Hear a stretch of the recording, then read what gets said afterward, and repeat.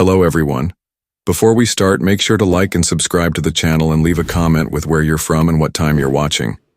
That way, YouTube will keep showing you stories just like this one. Now, let's begin.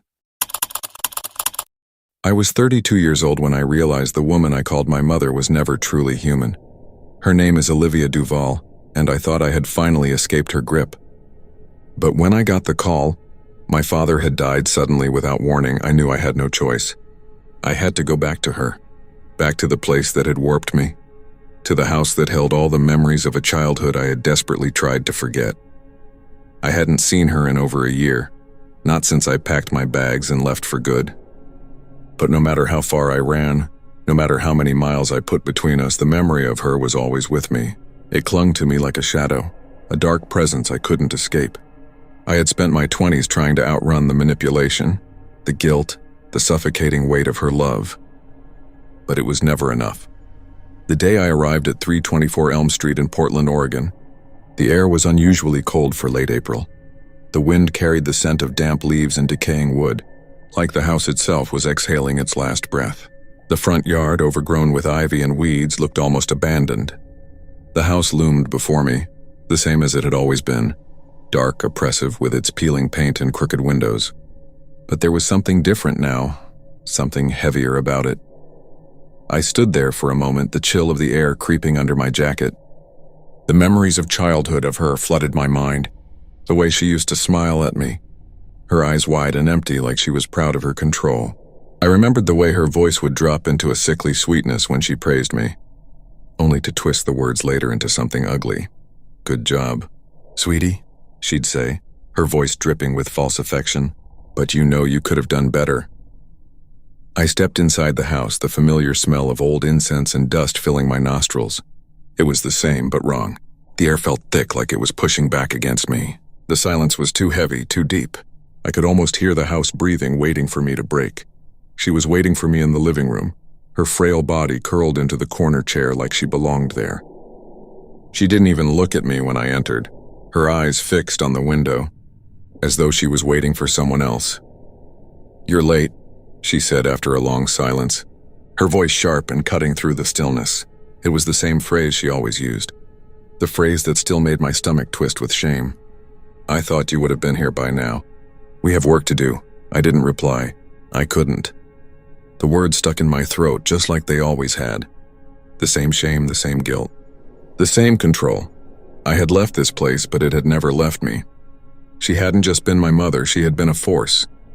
A suffocating force that had wormed its way into every part of me. Her eyes flicked over to me for a moment, that vacant look that I had come to hate.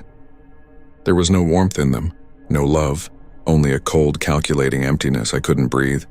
The walls seemed to close in, suffocating me. My pulse quickened. "Do you remember when you were a child?" she asked suddenly, her voice low and almost sweet. "You used to cry when I left you alone in your room.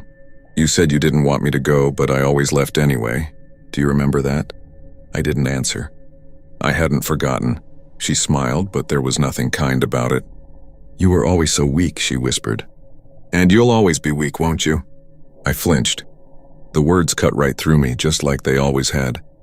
That night, I stayed in the guest room. I couldn't bear to be near her for too long. But even as I tried to sleep, the house felt wrong. The air was heavy, oppressive, like something was watching me. I tried to ignore the feeling, to tell myself I was just being paranoid, but then I heard it. The whispers. Soft at first, like a voice drifting at the edges of my consciousness. The kind of voice you hear when you're half asleep, just on the verge of dreaming. But the whispers didn't stop. They grew louder, clearer. "You're not good enough. Why did you leave?" The voice was hers. I shot up in bed, my heart hammering in my chest. The room was still, silent. But I couldn't shake the feeling that she was right there, watching me, her eyes boring into my back. I tried to lie down again, but the whispers didn't stop. They circled around me over and over, the same words, the same phrases she had used against me for years. The same manipulation. "Why did you leave me, darling?" she asked. "You know I can't live without you." I couldn't take it anymore. I got up and stumbled into the hallway, the floor creaking under my feet. As I passed the living room, I saw her, standing there just like before, but now her shadow was too long. Too distorted. Go to sleep, she said in a voice that was not her own. You'll need your rest. Her eyes were black, empty. Her smile twisted just like the memories of my childhood. And then, before I could blink, she was gone. I ran to the door, but it slammed shut before I could reach it. The house had changed. The walls were no longer familiar. The hallway stretched endlessly, twisting in on itself. I was trapped. The following morning, I woke with a headache that felt like it had gnawed its way into my skull. I had barely slept. The whispers had bled into my dreams, too, their words twisting in my mind like a melody I couldn't escape. The house was silent when I emerged from the guest room, but the silence was thick with an unease I couldn't shake. It was as though the walls were holding their breath, waiting for me to make the next move. I could feel her presence even before I saw her, a coldness in the air that seemed to seep through the floorboards and into my skin. Olivia was in the kitchen, stirring something in a pot on the stove. The scent of burnt toast filled the air, mixing with the old, musty smell of the house. I couldn't remember the last time I had a meal with her. She never cooked, not when I was a child. It was always fast food, takeout, something that didn't require much attention. But today she was cooking, and the strange thing was, it didn't seem right. She didn't look up as I entered. Her hands worked mechanically, stirring the contents of the pot with a slow, deliberate rhythm. I couldn't see her face, but I could tell she wasn't paying attention to me. She never did. Not fully. "You're hungry," she said, her voice soft, almost affectionate, but I could hear the underlying venom. "You always were." Her words were too much like a memory. The way she'd say things like that, as if she were doing me a favor. As if every action she took, every decision was meant to pull me deeper into her world. I didn't respond. I couldn't. The words she spoke were just like the ones from my childhood, each one wrapped in false sweetness, a poisoned gift. I turned away and moved to the small kitchen table, the one where we used to eat together. The table was still the same, but something was off. The chairs were all wrong. They sat crooked, as though they had been shoved into place without care. The sunlight that filtered through the kitchen window felt dull, as if it was strained, suffocating under the weight of the house. As I sat down, I noticed the family photo on the wall. It was the same one that had been there for years, a snapshot from my childhood, of me standing with Olivia and my father at some family gathering. But the photo was different now.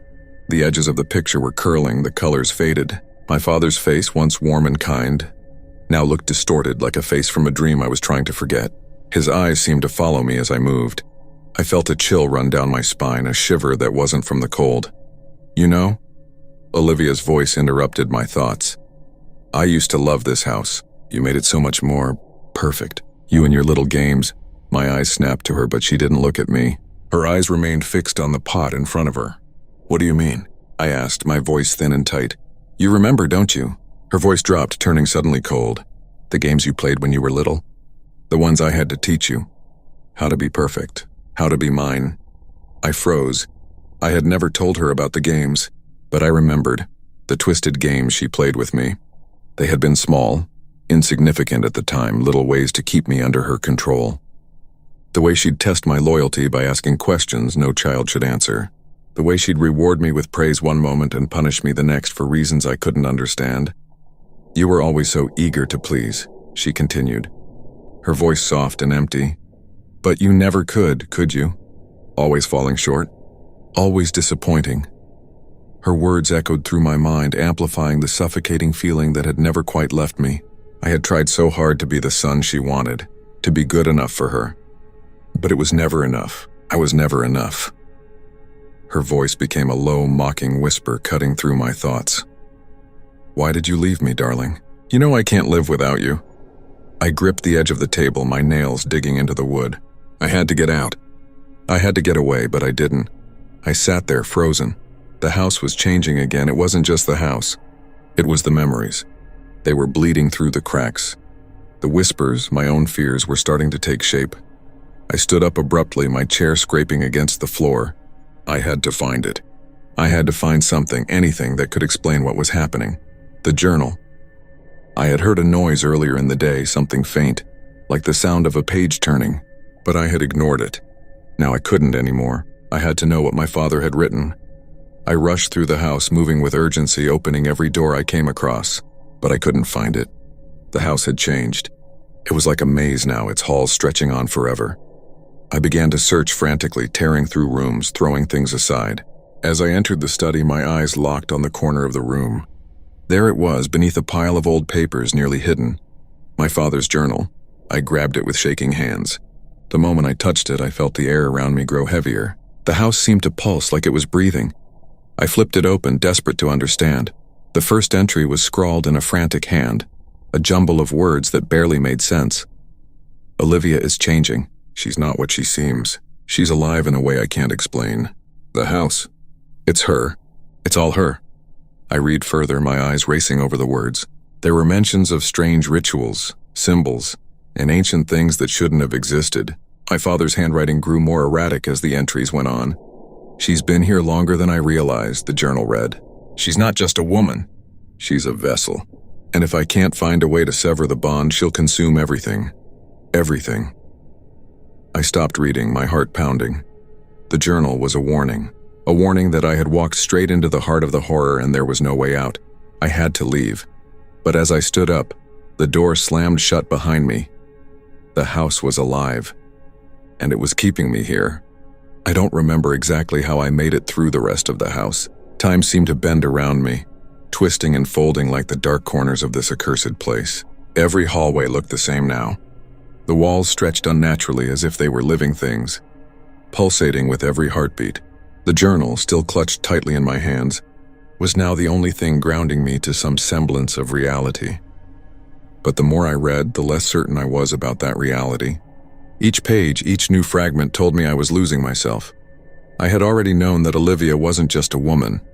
The pieces had been falling into place slowly, like a puzzle I didn't want to complete.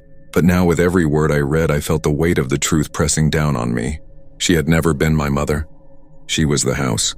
She was the thing that had lived here long before I'd been born. Feeding off my fears, my guilt, my every insecurity. The last entry I found, scrawled in shaky handwriting, chilled me to my core. Escape is an illusion. We are bound to this house. If I do not sever the connection, I will be trapped here forever, and so will you. I must destroy the house, or it will destroy us. The words danced before my eyes. My father had known. He had tried to stop her, to break free of her influence, but the house had already claimed him. And now it was claiming me too. The floorboards creaked beneath me, the sound echoing through the emptiness. I wasn't alone. I turned toward the sound of footsteps. They were slow, deliberate, but they weren't mine. Olivia appeared in the doorway, her shadow stretching across the room like it was trying to swallow me whole. Her eyes, those black pits of emptiness, were fixed on me. "You've read it, haven't you?" she asked, her voice flat and emotionless. She didn't need to ask. She already knew. "You know the truth now." My heart pounded in my chest. I tried to take a step back, but my feet felt frozen to the floor. I couldn't move. "I didn't want to hurt you," she continued, her voice dripping with false tenderness. "But you never understood, did you? You were always mine. You were always mine." I didn't respond. I couldn't. My throat was tight, my mind reeling. Olivia stepped closer, her footsteps deliberate, as if she were savoring each one. She reached out, brushing a strand of hair from my face. The touch was cold like ice, and I felt a tremor run through my body. "I raised you, didn't I?" she whispered. "I loved you even if you couldn't see it. I gave you everything. But you left me. You left me." The air around me seemed to warp and stretch, thickening with the weight of her words. I could feel the house itself pushing against me, forcing me to stay, to listen, to understand. "You don't have to run anymore," she said softly, her voice now closer to a chant. "You can stay. We'll be together forever. The house will be ours and we'll never leave." The floor beneath me groaned and I felt the walls closing in. I tried to push past her, but she was faster, stronger than I remembered. Her grip on my arm was iron, unyielding. "I'm sorry," she whispered, her voice almost kind. "I did everything for you. I made you who you are." I yanked my arm free, stumbling backward. My head was spinning, and the room seemed to warp around me, stretching like a nightmare. The walls seemed to bend like they were alive, and the photos on the walls, the faces of my family, twisted, their eyes following me, their mouths stretching into twisted grins. I had to get out. I couldn't stay here. I couldn't let her win. I bolted for the door, but it slammed shut in front of me as if the house itself had decided to keep me locked inside. "Why are you running?" Olivia's voice was behind me, sharp, accusatory. "You can't leave. You belong to this place. You've always belonged." I spun around, my breath ragged. There was no way out. The house was alive, and it had taken everything from me. I had been foolish. I had thought I could escape. But the truth was, there was no escape. The house was me. Olivia was me. "You were always meant to be here," she said, her voice rising, echoing through the halls. "You never left. You've always been here, always been a part of this." I felt my heart race, panic rising in my chest. My vision began to blur. The walls, the floors, the house itself, it was consuming me. I could feel it in my skin and my bones. The very air I breathed was thick with the house's presence. I reached for the door handle again, but it wouldn't budge. The walls pushed back, squeezing me, forcing me into the center of the room. I could feel the floor beneath me start to rot, the wood turning soft as if it was dissolving into something foul. I fell to my knees, the journal still clutched in my hand. The symbols I had seen in the house, in the walls, in the photos, they were appearing on the pages, swirling around me. The air grew thick with the sound of whispers. "You are me." Olivia's voice was everywhere now, surrounding me. "You will never leave. You are the house just as I am. We are one." I could feel it now. The coldness, the decay. My body was changing. My skin was rotting, curling at the edges like dry wood. The journal was now covered in the same symbols, and my hands were covered in chalk, drawing the same symbols on the floor, as though I were becoming part of the ritual. I looked down at my hands. The markings were there, clear as day, written in the same sickly pale chalk I had seen in the corners of the house. It wasn't just the house, it was me. I was becoming part of it, a permanent fixture in this twisted, decaying place. The ground trembled beneath me, and the walls seemed to close in, squeezing me into the center of the room. I gasped for breath, but the air was thick, suffocating, heavy. And then, I heard it. The voice. The whisper. "You're late." I stumbled backward, my heart sinking into my stomach. The figure in front of me, was it her? Or was it me? I could barely make out the shape, but I could feel it, feel her. Feel it, always watching, always waiting. I couldn't escape. There was no escape. I had never left. I was part of this place, and this place was part of me.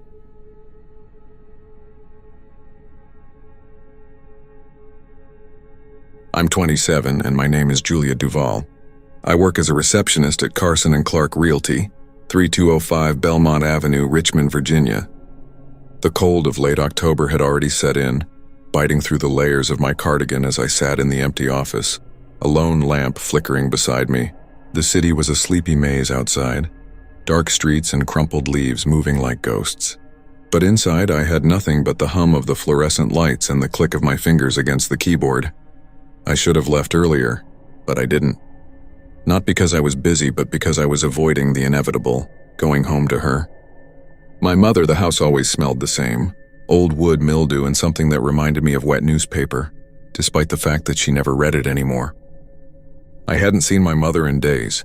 In fact, I had been avoiding her for weeks now, making excuses to stay late at work, to go out with friends, to be anywhere but at home. But home was where the whispers found me. I felt it the moment I turned onto our street.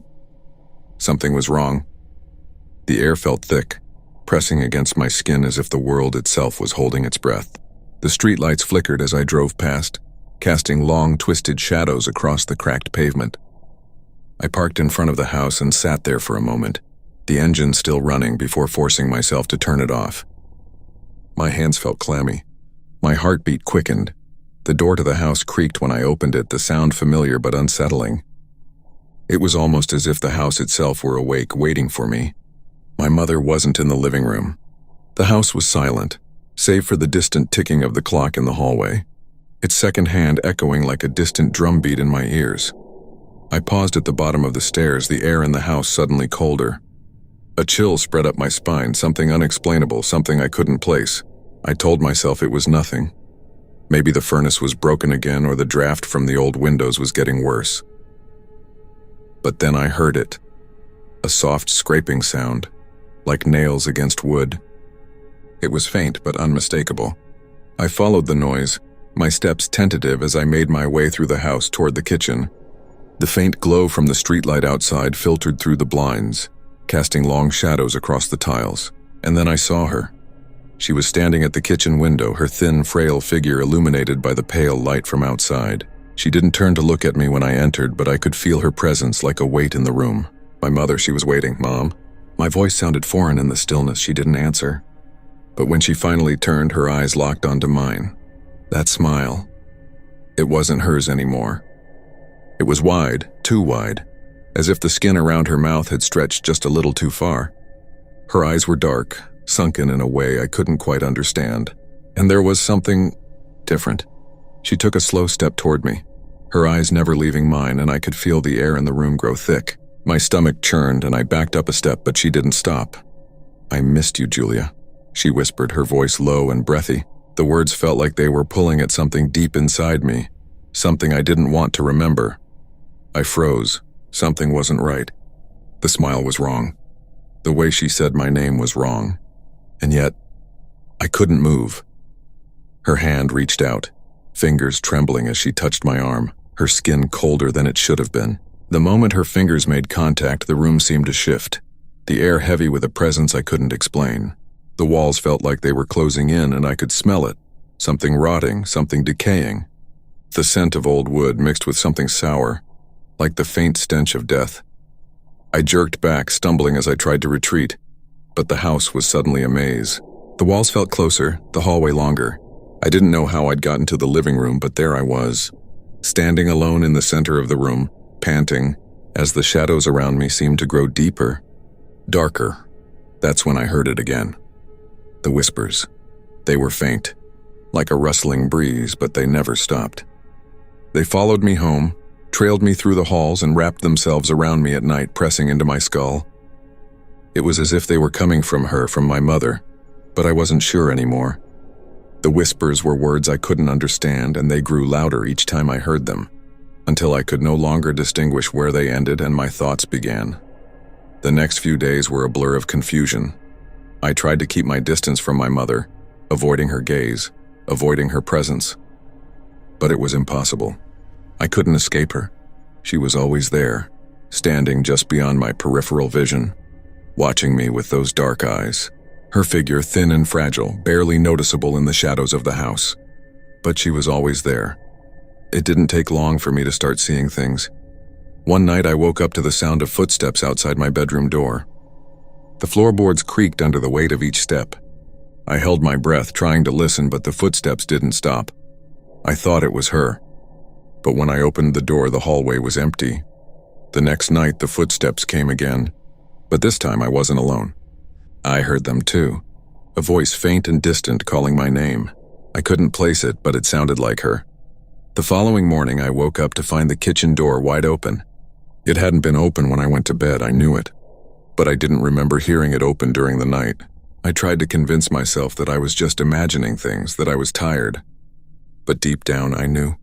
I knew something was wrong. The house had changed. The walls felt like they were breathing. The air grew heavy, stifling, and the windows seemed to fog up without reason. The scent of her perfume lingered in the air, sickly sweet, mixed with the stench of something decaying. I hated it. I hated her, but I couldn't escape. She had me in her web, and it was tightening with each passing day. The house was no longer a home. It was a prison. I tried to leave. I packed my things, convinced that if I could just get away, everything would stop. But when I turned the key in the front door, it didn't open. The lock was jammed. I pushed against the door, but it wouldn't budge. I looked around, panic rising in my chest. My mother was there. She was standing in the doorway, her body blocking my escape. But it wasn't her, not anymore. I could see it in her eyes, the hollow emptiness behind them. The way she watched me with that smile, too wide, too unnatural, and then the whispers stopped. They were replaced by something else, screaming. My mother's mouth moved, but the words she spoke didn't make sense. They were gibberish, strings of sounds I couldn't process, yet they echoed in my mind, driving me mad with each passing second. I tried to run, but my feet wouldn't move. My legs felt like they were made of lead. I turned to leave, but I couldn't make it past her. She reached out for me, cold hands gripping my shoulders, pulling me back. And then, I heard it. The sound of footsteps. Not mine, but hers. Behind me. I felt her breath on my neck, the chill of her skin pressing against mine. I woke up in my bed, but everything was wrong. Her eyes, those dark, hollow eyes when were still watching me, and now they were in my reflection. I couldn't escape. I wasn't sure if I had gone mad, or if she had finally taken me. The worst part? I realized it too late. The horror I was running from wasn't just her, it was me. But this time I didn't whisper to myself. The reflection did. You're late. And I knew then I was the new mother. The cycle would continue.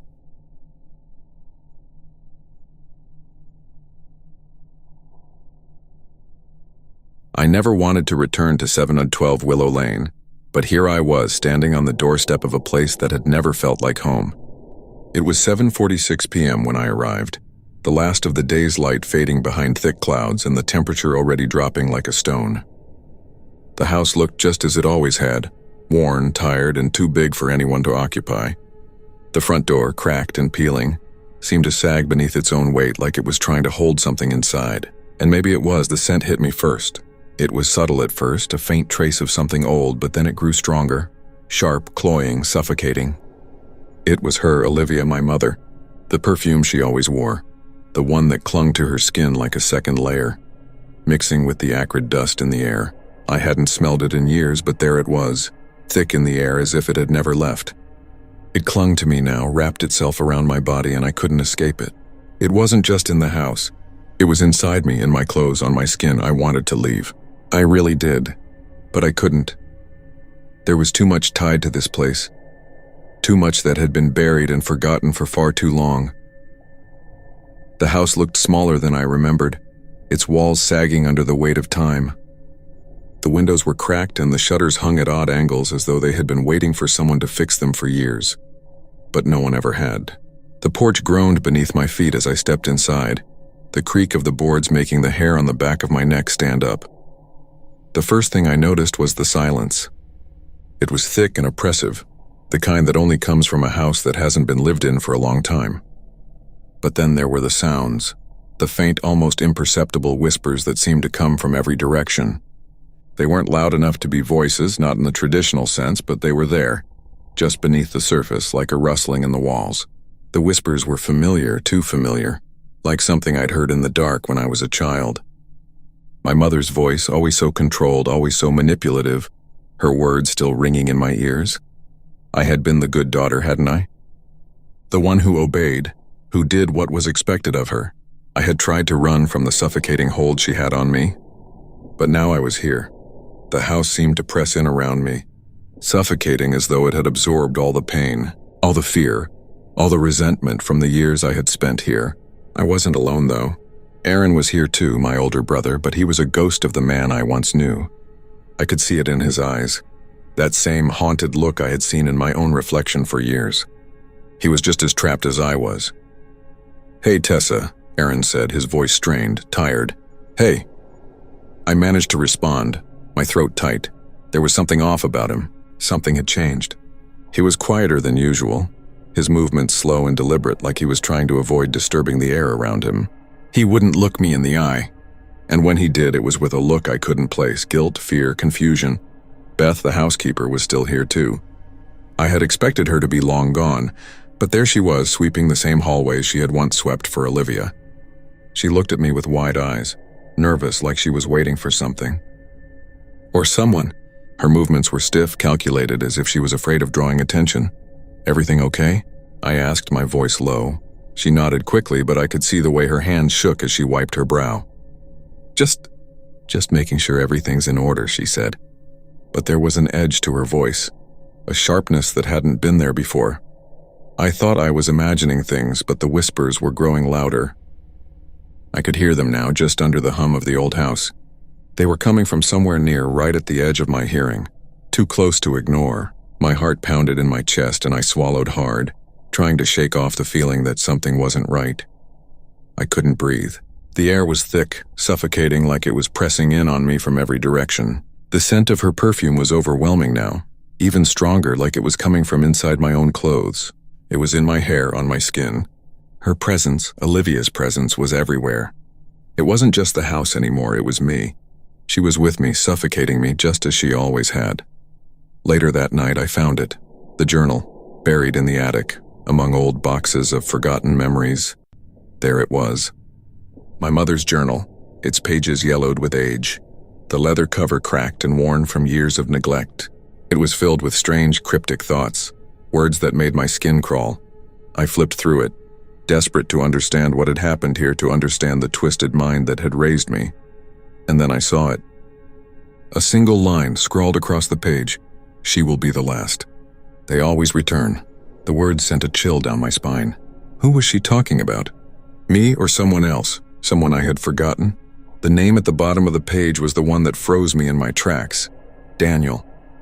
I hadn't thought about him in years. Not since he left. But now his name was here in my mother's journal, and I couldn't shake the feeling that he wasn't gone. That somehow, in some twisted way, he was still here. I felt it in my bones, in the air around me. The house was alive with it. The walls, the floors, the very air seemed to be filled with his memory, just as it was filled with hers. The house shifted. The light changed. The air grew colder. I was no longer alone. By the time the third night came, I was convinced that something in the house was feeding on my fear. Every time I tried to escape, every time I thought I was free, the house would pull me back. I would find myself walking in circles, turning down hallways that I had just passed. The whispers were louder now, clearer, more insistent. They were no longer just in the walls. They were in my head. I kept seeing shadows at the corners of my vision, figures that vanished the moment I turned my head. I couldn't trust myself. I couldn't trust what I was seeing, hearing. The line between reality and hallucination was blurring, and I didn't know which way was up anymore. Aaron was gone. I found his things scattered across the floor in the bedroom, his wallet, his keys, his watch, but there was no sign of him. No blood, no sign of a struggle. It was as if he had simply evaporated, leaving behind only his things. I screamed for him, but my voice was swallowed by the oppressive silence of the house. The walls seemed to press in on me, the air thickening, becoming heavier with each passing moment. I could feel her, Olivia, watching me from the dark corners of the house. Her eyes, dark and calculating, burned into the back of my mind as if she were standing just behind me, waiting for me to turn around. I was losing my mind. I knew it. The house was breaking me just as it had broken Aaron, just as it had broken my mother, and then I heard it, a voice. My voice. "You're late." I froze, my breath catching in my throat. I spun around, but there was no one there. The house was empty, save for me. Yet the voice lingered, echoing in my ears and my mind over and over again. I staggered back, my legs giving out beneath me. I collapsed to the floor, gasping for air. My heart raced in my chest, my thoughts spinning out of control. I couldn't escape it. There was no escape. I looked down at my hands, and that was when I saw it. Her, Olivia. Her eyes stared back at me from my own reflection, the same cold, calculating eyes that had once held me in their grip. I saw her smile in my face, a smile that wasn't mine, and then I heard it again. "You're late." I had become her. The house had broken me, just as it had broken everything else, and now I was the one waiting for someone to return.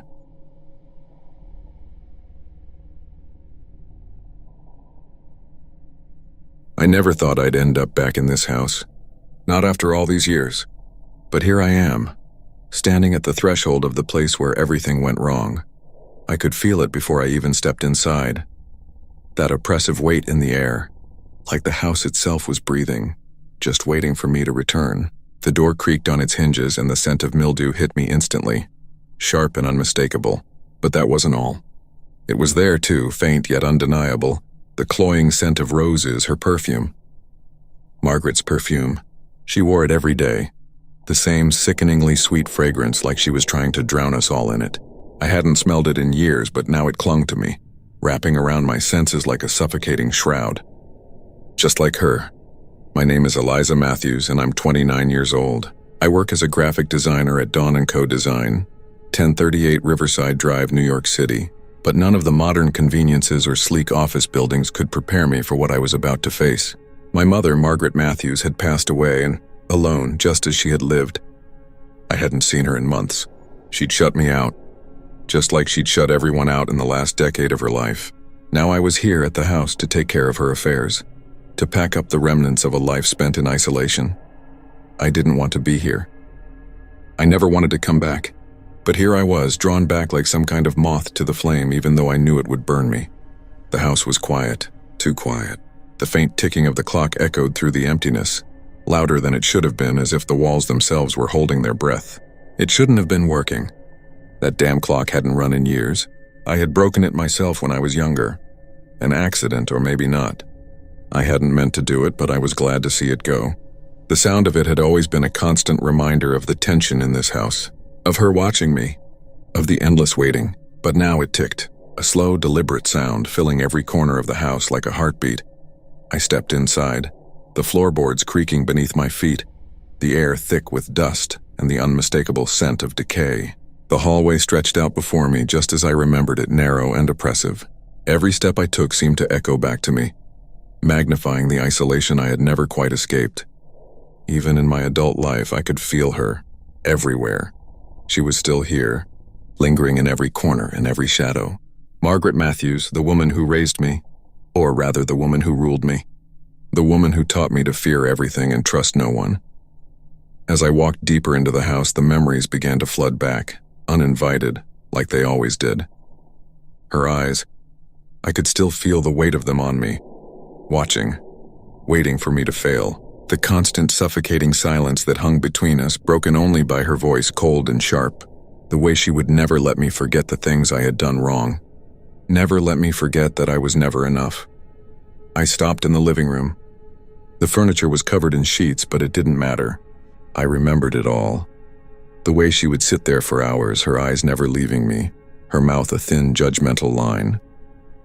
There was a chill in the air, but it wasn't the weather. It was her. Her presence lingering in the corners of the room like smoke. I found her journal on the table, where I had seen it before, years ago. It had been there all along, hidden in plain sight. Margaret's words were always so precise, so controlled, just like everything else she did. She was meticulous, keeping her emotions in check, never allowing anyone, not even me, to see the cracks in her facade. The journal's leather cover was cracked and worn, but it felt strangely warm when I picked it up. I opened it, and there it was.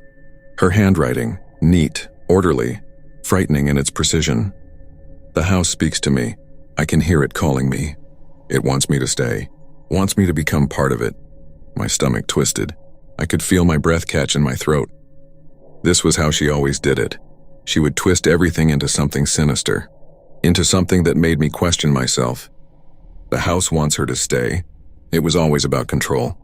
Always about making me believe that everything was her doing. Her rules.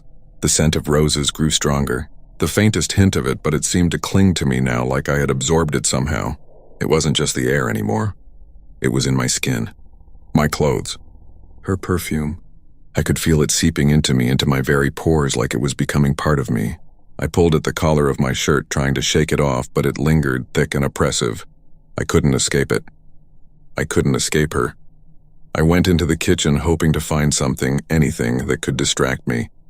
But the moment I stepped through the door, I felt it again. The air felt heavy, thick with some unseen presence. The countertops were covered in dust, the cupboard slightly ajar, and yet I knew this was where she had spent most of her time. Watching me, waiting for me to falter. The chair creaked in the corner as if someone had just sat in it. Her chair. I hadn't thought about that chair in years. The way she would sit there, unmoving, her eyes cold and unforgiving. She had always been like that, sitting, waiting, watching, never speaking unless it was to point out everything I was doing wrong. I turned away quickly, my heart pounding in my chest, but then, there it was again. A whisper. Soft at first, barely a sound, but unmistakable. Eliza. I froze. It couldn't be her. She was gone. She had to be gone. But the whisper was there again, like a breath against my ear, so close I could feel it against my skin. Eliza. I turned around, but the room was empty.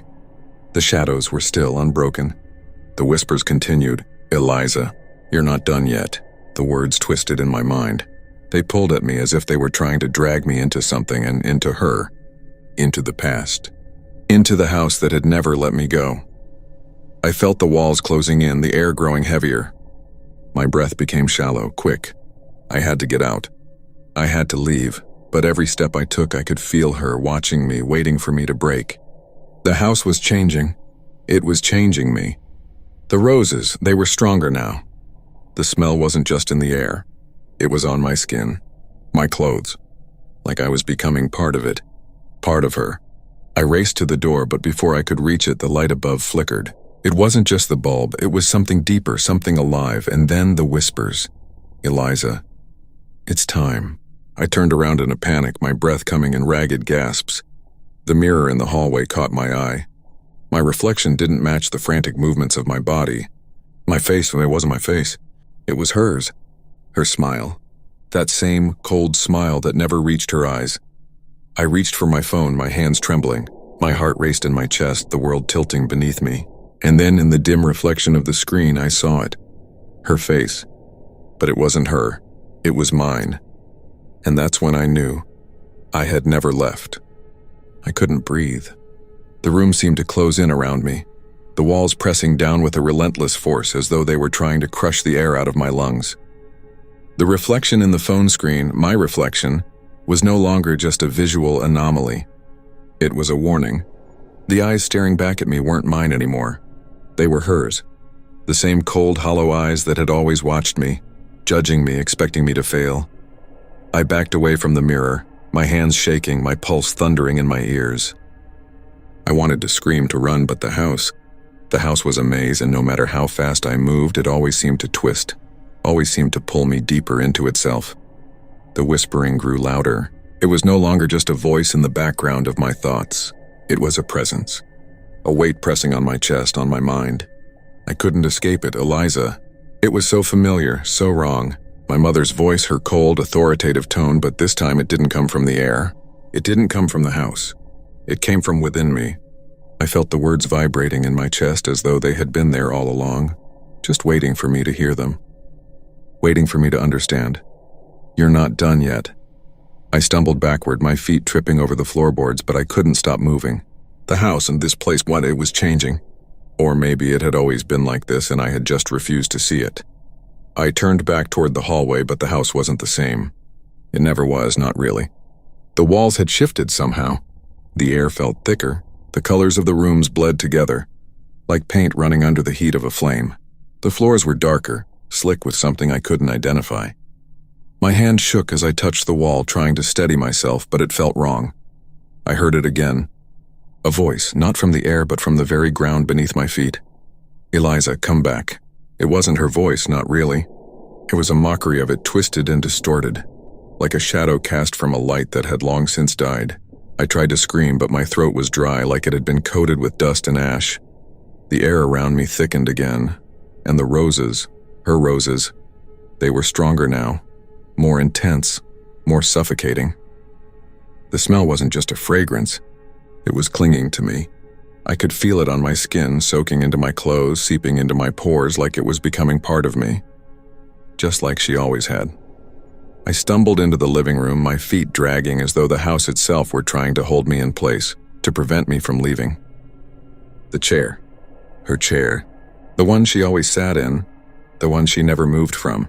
It was there in the corner, just like it had been when I was a child.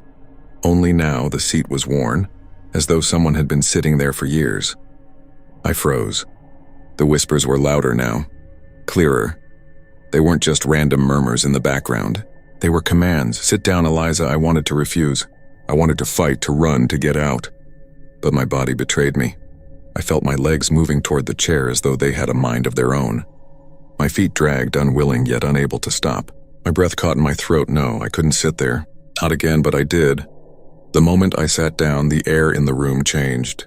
The room grew colder. The roses, the scent, the memories, they all pressed down on me. I could almost hear her breathing beside me, feel her fingers brushing my skin. My fingers twitched in my lap, my breath shallow and ragged. It wasn't her. It couldn't be her, but then I felt it, that familiar chill on the back of my neck. She was here, Eliza. It wasn't the voice of the house anymore. It wasn't the voice of some imaginary ghost.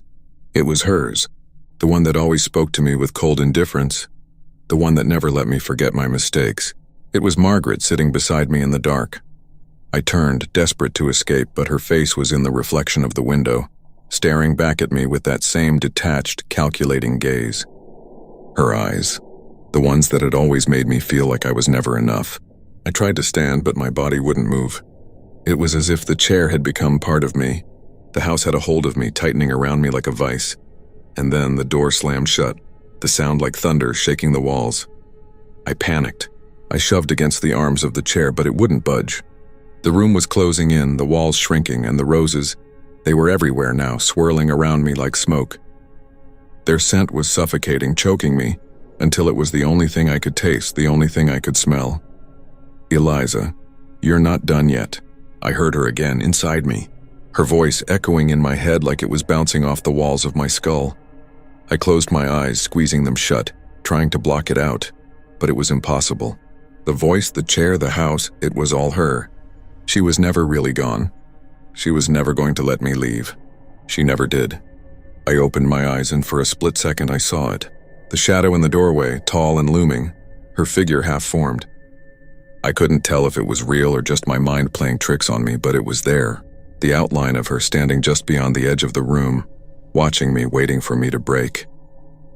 And then I realized I had been breaking all along. I was no longer in control. The house, her voice, the roses, they had all taken root inside me. I was hers. The shadow moved closer and the air grew colder. I could feel her presence, her fingers on my shoulder, as though she were whispering in my ear, telling me everything I had ever feared.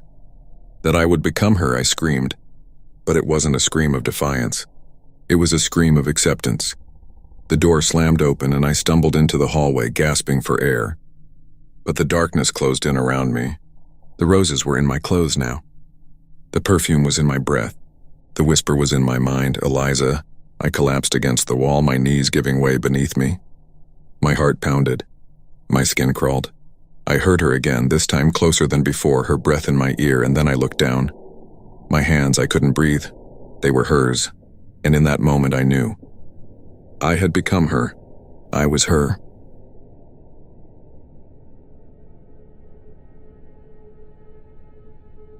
I used to think the nightmares would end once I was far away from her, but they followed me. My name is Claire Turner.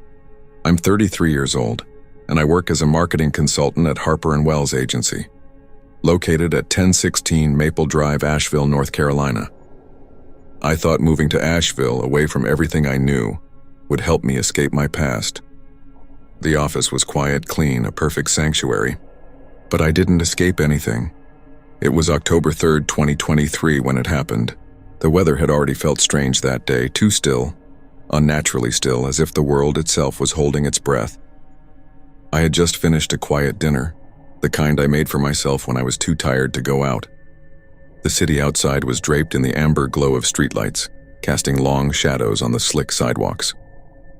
The air was cool but thick with the promise of rain, but it wasn't the weather that made the hair on my neck stand up. It was the whisper. I had just finished cleaning up my dishes, the faint smell of garlic still lingering in the air when I heard it. Soft, almost melodic at first, a voice that sent chills down my spine. "You can't escape me, Claire." It wasn't a voice I heard often anymore. My mother, Olivia, had been gone from my life for years, but her voice never really left me. I froze. The kitchen was silent except for the faint hum of the refrigerator. I looked around, trying to convince myself that I was imagining it. But deep down I knew I wasn't. I'd left her behind when I moved to Asheville. Left her in the house she'd filled with echoes of every argument, every tear, every moment of control. I left her behind in the small town that had suffocated me for as long as I could remember. But here, in my new apartment, in the silence of my kitchen, her voice still found me. I thought back to the years I spent under her rule. How everything I did, everything I felt was measured against her impossible standards. Olivia had been controlling in the worst possible way, manipulative, suffocating, like an unspoken demand for perfection. "Mom would be proud of you if you weren't so lazy," she'd say when I failed at something. Or worse, when I succeeded, her praise would feel like a trap. "You only ever do what I tell you. You don't even know how to think for yourself." Those words had haunted me. Every time I tried to step out from under her shadow, she was there, casting her long, heavy one over me. I dismissed the whisper at first, telling myself I was just tired. But as the days passed, the whispers began again, faint, almost imperceptible, but always in the corners of my mind. You're not enough. You can't escape me. I tried to shake it off. I told myself it was stress from work. But there was something insidious in the air, something I couldn't quite place. I called my best friend Emily, the only person who knew a fraction of what I'd been through with Olivia. Emily lived just a few blocks away, but when I told her about the whispers, she brushed them off. It's just stress, Claire. You're probably overthinking it. Maybe you need a break. I couldn't explain to her the fear I felt. The way the house that had once been my prison felt like it had never really let me go. The next night, I couldn't sleep. I kept hearing it again, faint at first, and then louder. You'll always be mine, Claire. I bolted upright, heart pounding. The apartment was still except for the sound of my own breathing. Then I saw it. At the foot of my bed stood a figure. A woman, too still, too familiar. Her face was hollow, her eyes black like endless pits. I couldn't breathe. I couldn't move. It was my mother Olivia standing there in my room in the shadows, but it wasn't her. Not really. She was distorted, warped by something I couldn't understand. I wanted to scream, to run, but my voice betrayed me. I couldn't even find the strength to push myself out of bed. And then, just as suddenly as it had appeared, the figure was gone. But the air was thick with her presence, suffocating. I didn't know what to do. I couldn't go back to sleep. I couldn't stay in the apartment.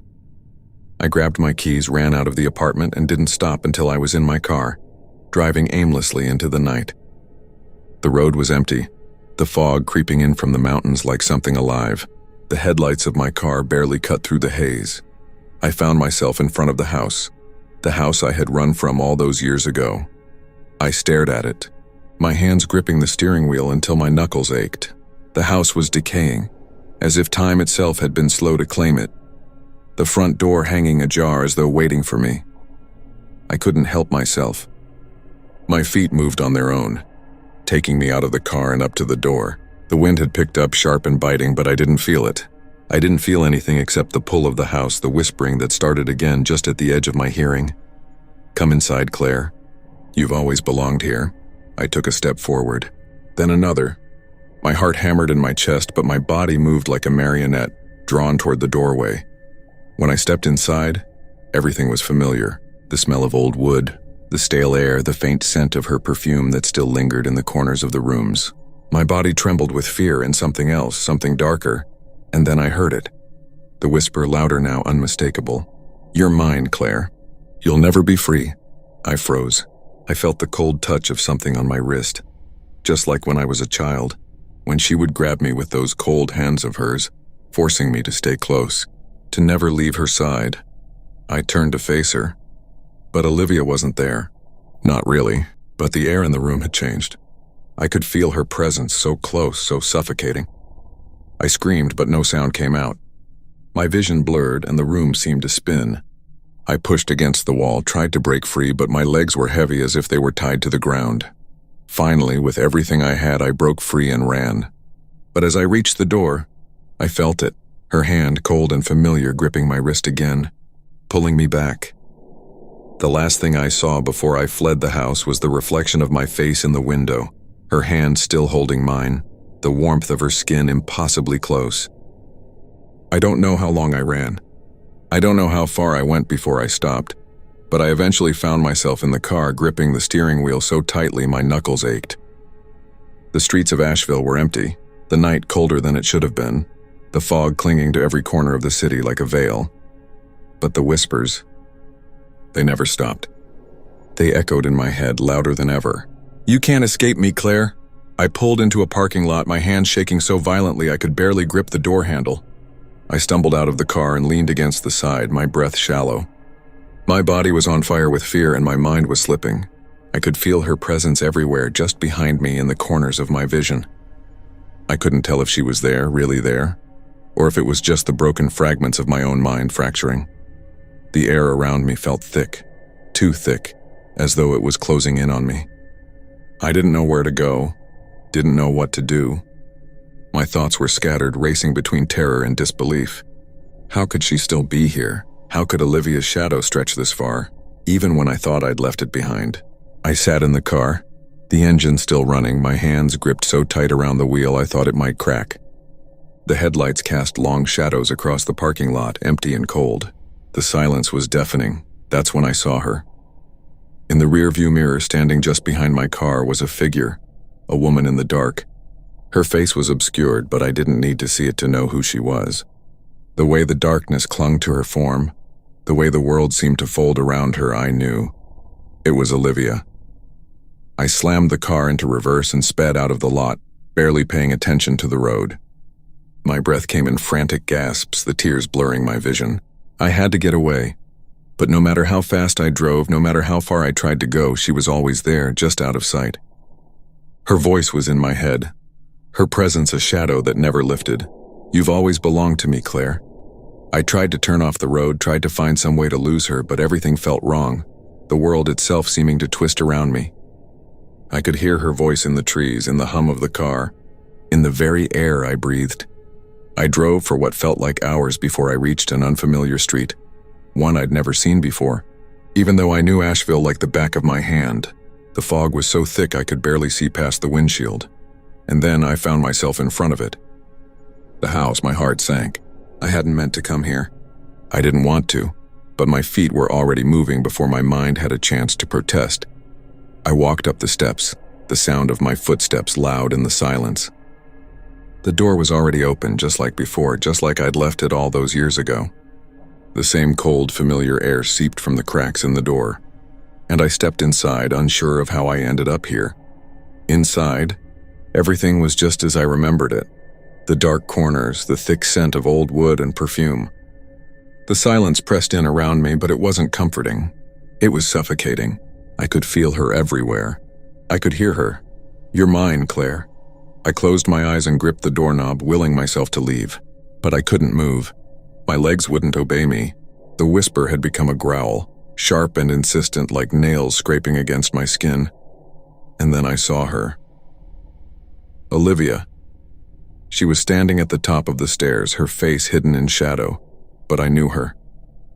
I could feel the weight of her eyes on me, and it was as if everything in the world, the air, the house, the memories had all been compressed into this one moment.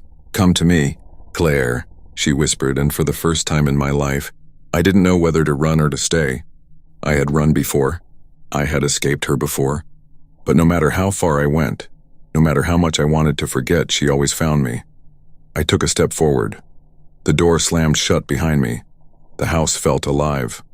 The walls pressed in around me, and I could hear her breathing, feel the space between us narrowing. My heartbeat thundered in my chest as I turned to run, but the door was gone.